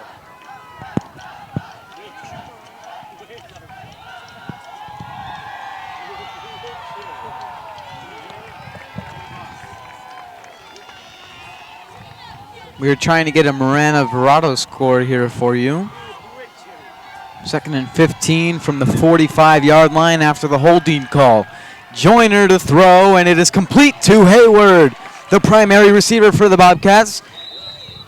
Pretty good day here tonight. Definitely is, and I think that they made a smart move right there, and I think Jamari Joyner has not had his best of passing nights, trying to utilize it as best as possible. I think I think something has happened with it, a little bit in his confidence right now, and I think he got hurt a couple plays ago, and it has affected him mentally.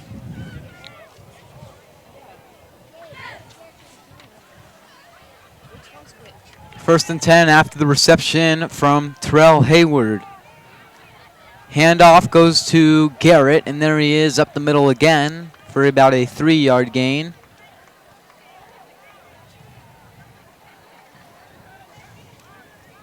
Garrett. Bring it to 2nd and 8. Cienega. And looks like Morana is up on Verado, 28-14. So if the score holds here and the score holds there, Morana will be traveling that hour that you said about, right? Yep. To Vail, Arizona, where they will meet the Bobcats. But those scores have to hold up. Definitely do. They have played and they have experience against each other, which will make it an even better and more competitive game than we've seen in a little bit in the regular season compared to the blowouts that we've had. But definitely that was the first game of the season and a little bit of familiar territory. And now the tables will be turned because we will be home and they will be away. Jacob, how do you think that game, if it will happen, will formulate? I don't think we'll see a same score, like a similar score, Not that high. Maybe close, not that high, because these teams, after already playing each other, will adjust on defense. And these teams, after that first game that they had, it was the first game for the Bobcats. I think it was the second game for Morana. They've learned a lot more since then. And they're gonna take that into the playoffs with them and learn more. And we have a Sunny Slope Centennial score for you. Centennial is up 28-2 over Sunny Slope. Just a safety there for the Sunny Slope team, a team that the Cienega basketball team lost to last year in the playoffs. Thank you so much, sponsors.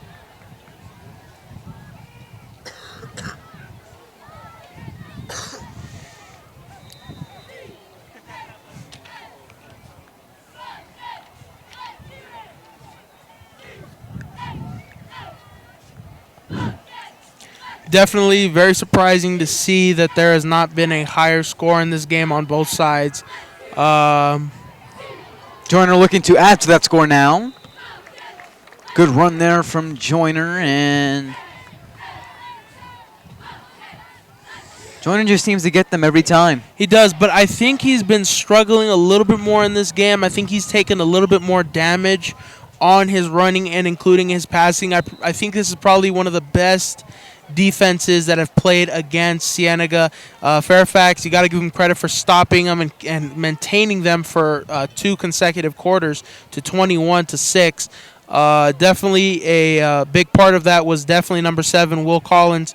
I think it also depends upon how Jamari Joyner has gotten hurt on one of the plays, but he seems to have shaken it off, but I think him mentally has been a little bit disturbed. What would you think, Jacob? I'd have to agree with you, McVeigh. Ball's down inside the Okay, Jacob. Cienega on the hunt. What was that? Second and 2.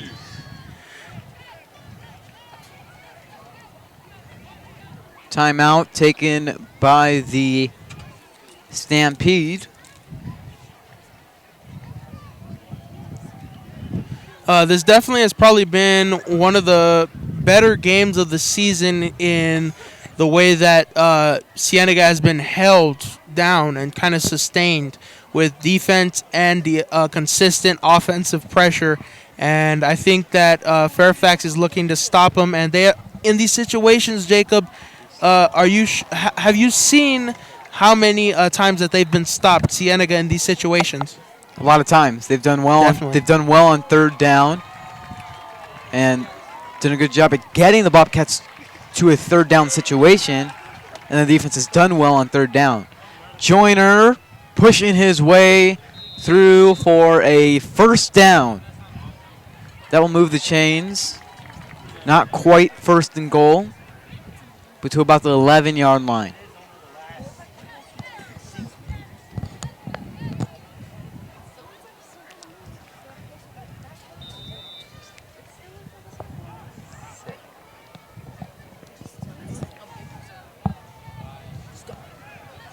First and 10 for the Bobcats.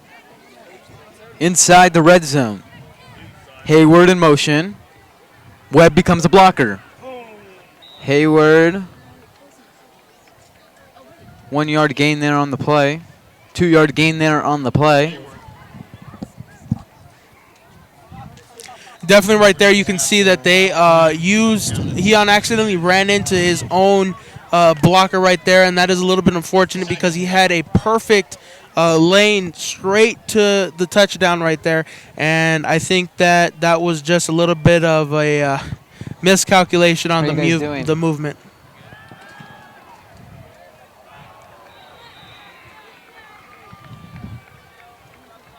And Fairfax has been quite impressive in this half in stopping Cienega from scoring again, and including in these situations where they're in their own red zone, they've used their great defensive ends to stop them, and definitely been very good.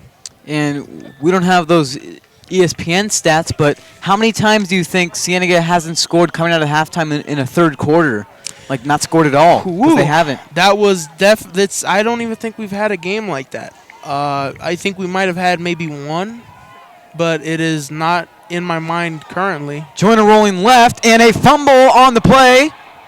Who picks it up? Oh, good job getting back there for one of the Bobcats as he recovered the fumble. Fumble from Joyner, and it is recovered quickly. And the field goal unit is coming out, and This is what I wanted to see right here, folks. Ezra Figueroa to kick a field goal from the 16-yard line, which makes it a 26-yard field goal. 17-yard line, 27-yard field goal try here from Ezra Figueroa to go up 24-6. And Ezra Figueroa has done an amazing job with his kicking. Definitely, because you know why, Jacob? Why? Because he's barbecue chicken. Let's see here. Barbecue chicken on the kick, and it is good. 27-yard field goal from Figueroa. Right there. Barbecue chicken is Ezra Figueroa. Is good. Definitely an amazing player, and he definitely has a good kicking game. Probably one of the best legs that we've had at Cienega. We've had a couple in the past that have shown an incredible potential. Aaron Aros down at Mesa Community College now. Definitely. But with a little bit more training and a little bit more potential added to him through definite gains, I do think that he will become a pretty big prospect in sports at the college level. He's barbecue chicken. I mean, what college wouldn't want him?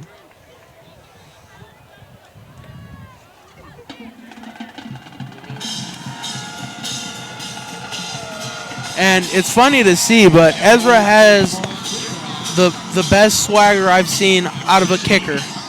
Wouldn't you say so, Jacob? Yeah, I'd have to agree with you there. You know why? Number 3, Craig, goes from the left side of the field all the way to the right, just going left to right. So not much of a gain there. So swagger because he's barbecue chicken? Because he is barbecue chicken. I mean, you just got to see how evident it is that he is barbecue chicken. He is a consistent, reliable person. And right there, he's showing his distance and his skill, which is even more important to see out of him.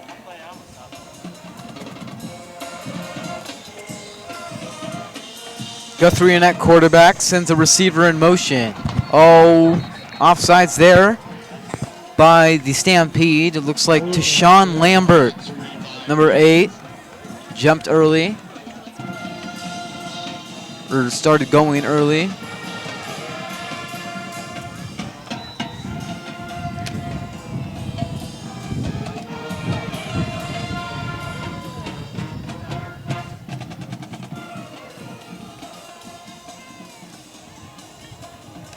First and 15, 4:41 to go in the fourth. They need something going here. 2 touchdowns won't do it, even with the 2-point conversion, and a sack by number, who's that? 45, Anthony, I think that's Anthony Williams on the sack. Anthony Williams, 45. Another one of those plays, straight through the line. And like you said, McVeigh, Guthrie was probably looking for a receiver downfield. Probably. Williams just got to him there.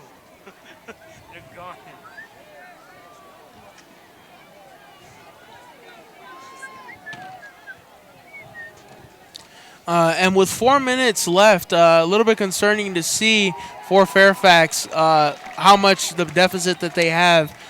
Jacob, do you think that they have enough time to come back?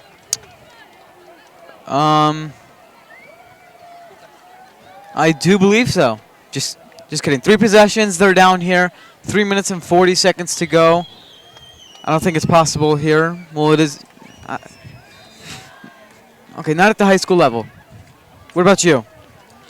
I do think that it is possible, but it will take some incredible offense and defense to cue in together and play like a symphony of a orchestra, to kind of cue in together with a consistent offensive aggression and a consistent defensive aggression. Guthrie to throw, steps up, downfield, and it is to Thomas Webb of the Cienega Bobcats, not a Stampede player.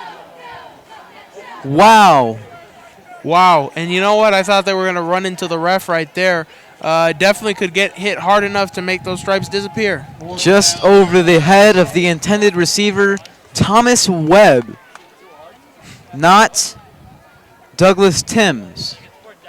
And I think right there, that was just a little bit of a miscommunication on where his wide receiver should have been. But as a QB, you can't let that happen. You're giving him an opportunity in your situation, in your shoes. That right there could have been the most fatal move that they could have made and possibly ended the game for them and given them no hope at a playoff run. And the punt is away. Left side takes a bounce, and Hayward will let it go. Adam Gutski on the punt. Gutski, is that how you say it? That is definitely how you say it. Gutski. Asked him before the game, or asked somebody before the game in the Fairfax program, football program. He's done well today. Definitely has done well. I'm impressed with Fairfax. You know, coming out from last year when they lost 42-0, you have to give credit to the program because they went from 42-0 to 21-6 with 2 minutes and 57 seconds left to go. Very impressive showing from Fairfax. And do you think that is a drop in Cienega talent or a rise in Fairfax talent? I think that is a rise in Fairfax talent. Not both, because you know we may have lost some talent, but this team that Cienega has is still as impressive as last year's. Handoff to Garrett. This is what we're talking about. Straight up the middle, finds a hole. And a first down for Devin Garrett on the run. First down, Cienega.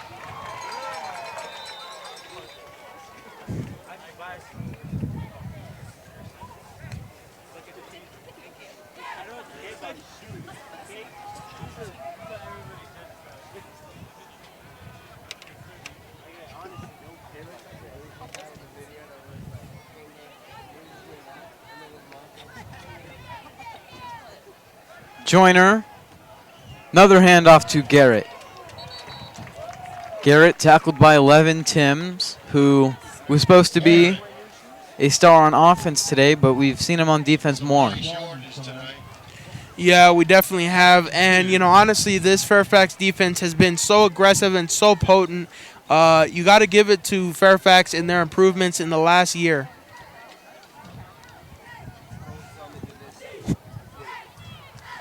Definitely very impressive to see that from Fairfax, and I think it's just a year of complete improvement on both sides of the ball. Definitely from 42-0 to that is pretty impressive. Joyner off of the handoff in motion. Oh, late hit there. Oh, my. Hayward is not happy by number 3, Tyrell Craig. That had to be. Oh, and the player has been ejected. Isn't that what it means? Throw the hat up? Yep. Absolutely does. That right there was unnecessary in all forms of way. It was absolutely intentional. And just like how they have in NBA, NFL, same way in high school, you do something like that, it is a technical. Technical. It's a technical. Or it should be taken as a technical. Well, that doesn't happen in football, but no, but I'm saying in the context, it should be taken in the same. Should context. be taken as a technical, maybe more. Maybe even more, just because that you're always hitting the same person, especially because of how much Hayward is a part of that. Because of a technical, you need 2 to get kicked out. This was, on purpose. On purpose. You know the game's done. Definitely. And Hayward is at least 3 seconds. The play was over. Yep. And right there, I would not be surprised if they would move them up, and on top of that, he would be ejected. And the chain gang is strolling across the sideline. As anticipated. Definitely, I think that's just frustration by Fairfax. Luis Morales in at quarterback. A pre-order for you Bobcat fans at Luis Morales. No cost to you.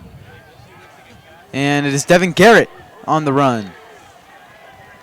Luis Morales, by many players that I've asked, by many juniors, they are happy with Luis Morales, and they are, and they like the transition.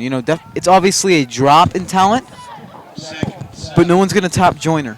No one is going to tap Joyner, and Luis Morales has shown that he has the capability to take over next year, and I think he's learning from Joyner, and I think he'll fit into that role very nicely. Not as talented as Joyner, but still a very talented athlete who has the potential to possibly go D1. Who is as talented as Joyner? Who is as talented as Joyner? I'm not sure. Joyner's definitely D1 material. Like I said, he's the unicorn of a team. You don't see one of those every single day. Definitely a well-breeded athlete, I would have to say, and I think it just is evident even more so in how that they show their poise and how he definitely shows it's very possible. Second round.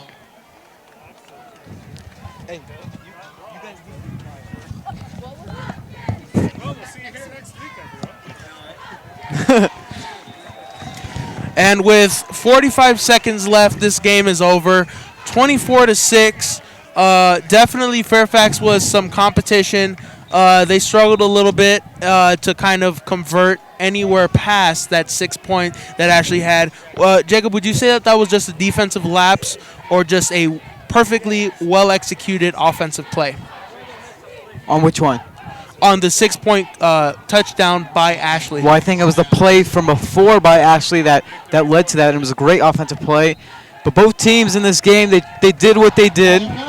They did what they did in the regular season, and the Bobcats come up on top 24-6. Your Cienega Bobcats are heading to the second round, and they will likely play Marana.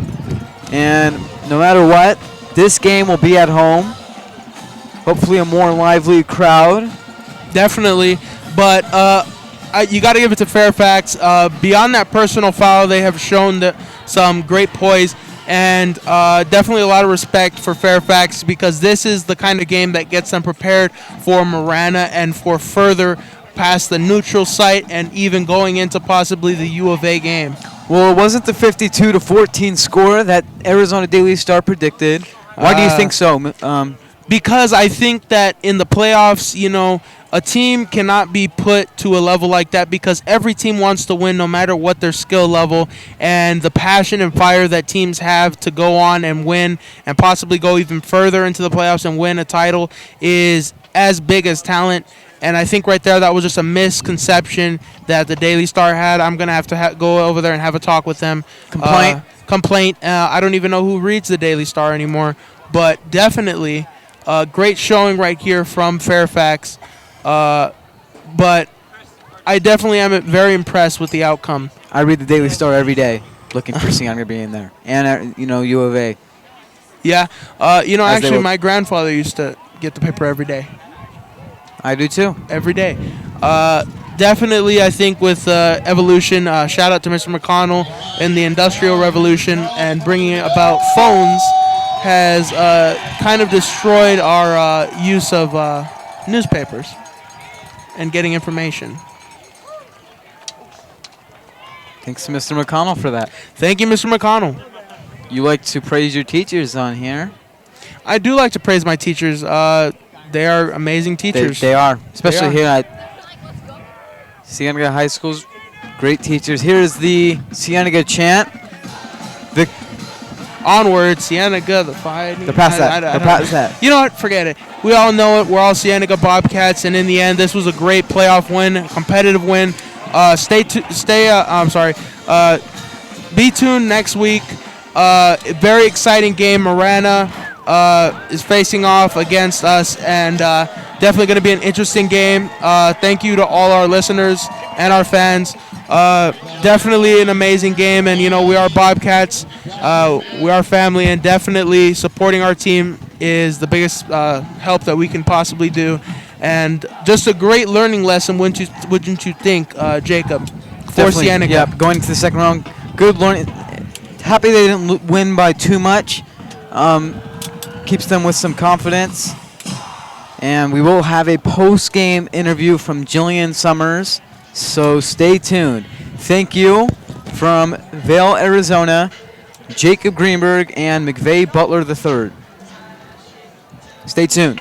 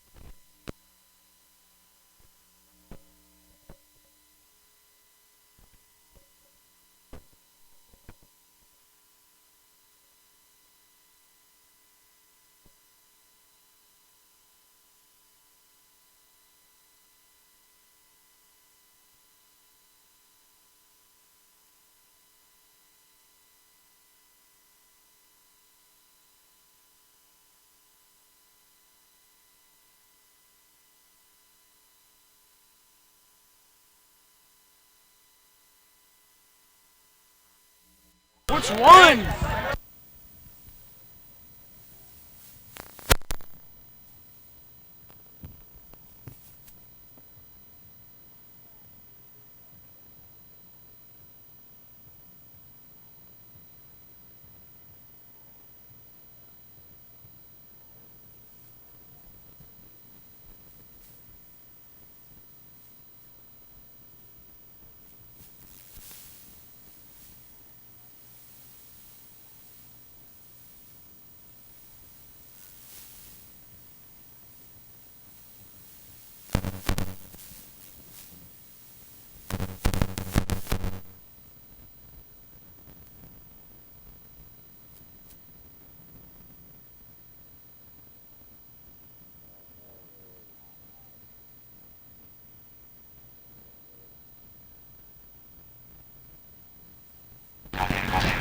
Thanks, guys. I'm down here on the field for number 17 for Jerome. You had an amazing night in the very second of the game. You actually scored the touchdown of the game. How do you think that set up both you and the team against the game? You know, that was good enough to score on the field. Actually, so you know, right off the bat, we just trying to use the rest of the game. Definitely. So the undefeated streak continues.